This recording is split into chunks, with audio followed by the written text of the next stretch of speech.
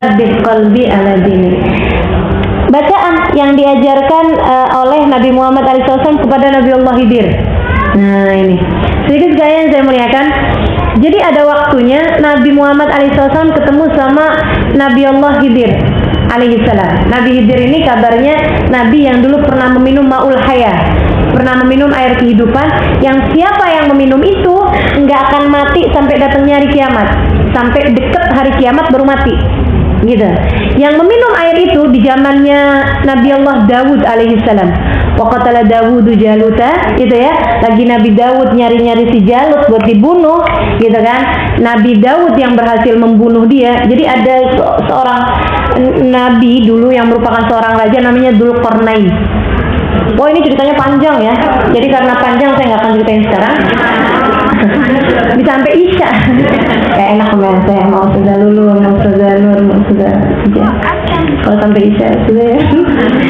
Jadi ceritanya teman-teman sekalian, dan Nabi Allah yang jadi seorang raja namanya Dzulqarnain. Dia disebut Dzulqarnain karena punya dua tanduk. Iya, jadi kemana-mana selalu pakai imamah gitu untuk menutupi dua tanduknya tersebut. Lah terus teman-teman sekalian, dia kemudian diberitahu sama Allah SWT ada satu musuh namanya Jalut. Siapa yang bisa membunuh Jalut, dia akan menjadi raja yang terbesar, gitu kan? Raja yang terbesar yang bisa menguasai seluruh dunia pada masa tersebut, gitu. Dan di sana juga ada terdapat ma'ul haya, ada air kehidupan. Siapa yang minumnya dia tidak akan meninggal dunia sampai dekat hari kiamat. Teman-teman sekalian, alhasil ketika datang peperangannya, yang berhasil membunuh Jalut adalah Nabi Allah Dawud alaihissalam, yang waktu itu belum jadi sesiapa. Dia adalah seorang tukang kayu. Nabi Dawud itu tukang kayu ya. Nabi Dawud kemudian dimuliakan Allah SWT dengan mengerti bahasa binatang, dengan suara yang sangat indah, dan kemudian menjadi seorang raja yang luar biasa, kaya raya, raja terbesar. Masya Allah, Nabi Dawud itu saya udah sampai ke makamnya teman-teman sekalian, di atas kastil. Wih, keren banget. Itu makam Nabi terindah kedua, tentu saja sudah makam baginda kita Nabi Muhammad. Ya Allah, cakepnya dia punya makam ya, Nabi Allah Dawud alaihissalam. Itu memang seorang raja yang paling besar. Orang-orang Barat memanggilnya dengan nama panggilan Nabi David. Iya, David ya. Iya. Jadi kalau teman-teman punya cucu, kasih namanya Dawud aja, jangan David. Nggak pantas. Pantas ya, kalau Dawud rada pantas ya, kalau David ya pantas. Jadi teman-teman saya sekalian, ini Nabi Allah Khidir alaihissalam hidup dari zamannya Nabi Dawud, zamannya Nabi Musa. Dia juga udah hidup ya, terus sampai ke zaman Nabi sampai ke zamannya Nabi Muhammad alaihissalam, bahkan sampai dengan sekarang kabarnya Nabi Allah Khidir ini masih ada. Saya kalau ditanyain, Ustaz beneran masih ada apa enggak? Belum pernah ketemu. Cuman karena orang-orang pada bilang, maksudnya Nabi Muhammad bilang dan yang lain-lain juga bilang, para ulama-ulama kita bilang, jadi kita percaya aja bahwasanya Nabi Allah Khidir masih hidup. Nabi Khidir ini satu ketika berjumpa dengan baginda kita Nabi Muhammad alaihissalam. Wah, senangnya luar biasa. Yang senang siapa? Nabi Khidir lah. Nabi Khidir senang banget ketemu Nabi Muhammad alaihissalam. Kalau Nabi Muhammadnya senang nggak ketemu Nabi Khidir? Senang, tapi nggak sesenang Nabi Muhammad ketika ketemu kita. Aduh, ya Allah. Nabi itu kan sampai Allah, kata Nabi Al-Syauqa, itu tangannya saya. Sama siapa Rasul? Sama pecinta-pecinta saya. Kami pecintamu ya Rasulullah. Antum ashabi. Kata Nabi, kamu sahabat-sahabat saya, bukan pecinta-pecinta yang saya rindukan pertemuan dengan mereka. Lantas siapa dia Rasulullah? Alladzina ja'u min ba'dikum, orang-orang yang sesudah kalian nanti. Enggak pernah melihat aku, enggak pernah melihat mukjizatku, tapi mengalir air mata mereka setiap kali mengingatku, setiap kali rindu padaku. Mereka adalah pecinta-pecintaku, aku akan menunggu mereka di telagaku. Nabi pengen banget. Mudah-mudahan kita salah seorang di antara mereka. Amin ya rabbal alamin. Jadi teman-teman sekalian, akhirnya Nabi Khidir nanya. Begitu ketemu sama Nabi ini girang, senang bener.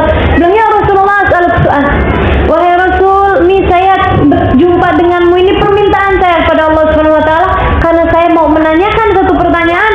Qad sa'altuha, pertanyaan satu ini saya udah tanyain kepada 70 nabiyan, 70 orang nabi dan gak ada yang bisa jawab. Pertanyaan apa itu? Katanya Nabi Allah Khidir, ya Rasulullah, takut iman tercabut sebelum datang kematian. Apa nih yang bisa matiin saya insya Allah meninggal dunia dengan berbekal iman dan Islam? Nabi Khidir aja takut mati nggak bawa iman Islam. Kita segitu yakinnya, kayak yakin gitu pasti kalau meninggal dunia bawa iman, bawa Islam. Teman-teman sekalian, katanya Habib Umar bin Hafid, zaman dulu zaman Islam masih sedikit, ada banyak orang-orang dikuburkan di pekuburannya orang non muslim, tapi dia muslim di hadapan Allah, hatinya masuk Islam gitu ya, cuman dia nggak menunjukkan keislamannya gitu. Akan tetapi zaman sekarang justru sebaliknya, ada banyak orang-orang yang dikuburkan di pekuburannya umat Islam, dikafanin pakai kafannya umat Islam, padahal dia bukan termasuk dari kelompok umat Islam, nggak masuk Islam sama sekali, nggak ada Islamnya sama sekali. Islam sudah tercabut dari dalam hatinya. Naudzubillah min dzalik, naudzubillah min dzalik. Nah ini teman-teman sekalian, katanya Nabi Khidir, saya ngeri Rasulullah, saya ini kan dikasih umur panjang, tapi masalah urusan kematian sih nggak panjang nggak pendek ya Bu ya. Kita umur berapa juga kita nggak pernah pasti kematian gimana datangnya buat kita. Jadi dia bilang, ya Rasulullah, saya ngeri, takut nggak bisa pertahankan kematian saya. Tolong ajari saya apa yang harus saya lakukan sehingga mudah-mudahan ketika datang ajal menjemput saya dimatikan dalam membawa iman dan Islam. Nabi kemudian ajarin, setiap pagi baca Alif Lam Mim 5 ayat. Udah ya? Alif Lam Mim Al-Baqarah itu loh, sampai Al-Muflihun. Habis gitu kemudian baca ayat kursi, baca akhir surat Baqarah, Amanar Rasul. Habis gitu kemudian baca Syahidallah annahu la ilaha illa huwal malaikatu wa ulul ilmi qa'iman bil qisti la ilaha illa huwal azizul hakim. Kemudian baca apa tuh yang tu'izu man tasya tudillu man tasya biyadikal khair innaka ala kulli syai'in qadir. Qulillahumma malikal mulki tu'til mulka man tasya tanzilul mulka man tasya. Itu teman-teman sekalian, itu katanya Nabi Muhammad SAW, kalau kamu bacanya setiap pagi, ada di Khulasatul Madad. Pagi itu bacaan ba'dal fajr ya, ba'dal salatil subuh, habis subuh zikir, habis selesai salat subuh.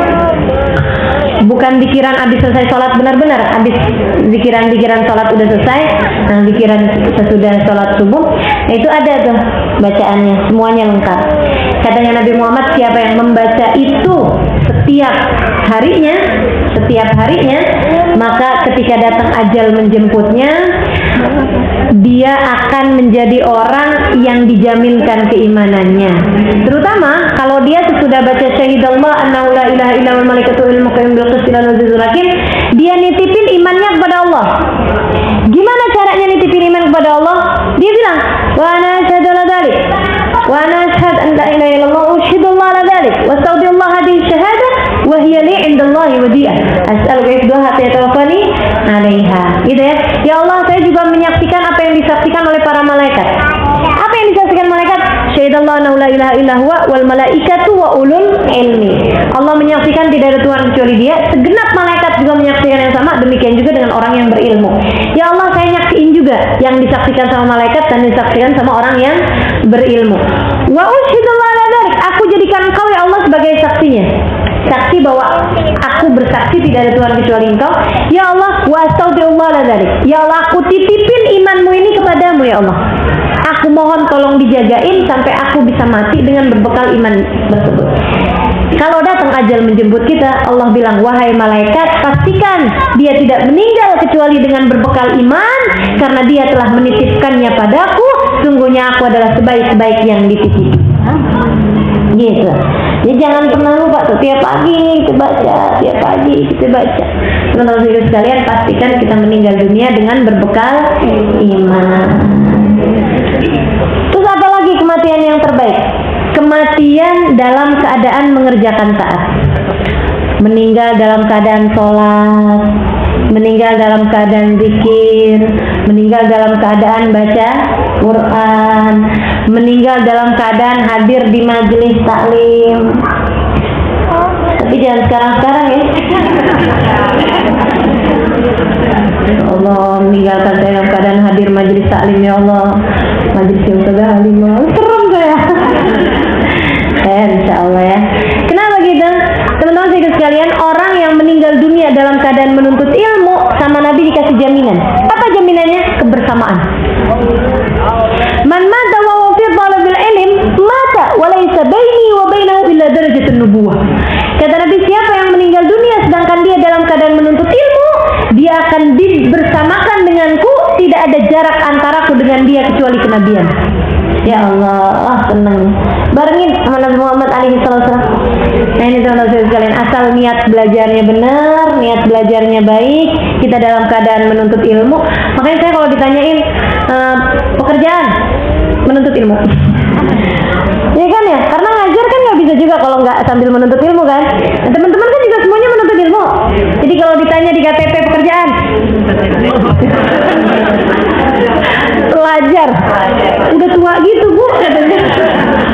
Oh, saya masih ngaji mas, terus sampai akhir kehidupan insya Allah terus belajar minal mahad ilal lahad, ya, dari kita berada di buayan ibu kita sampai kita masuk ke liang lahat, kita selalu berada dalam keadaan menuntut ilmu. Teman-teman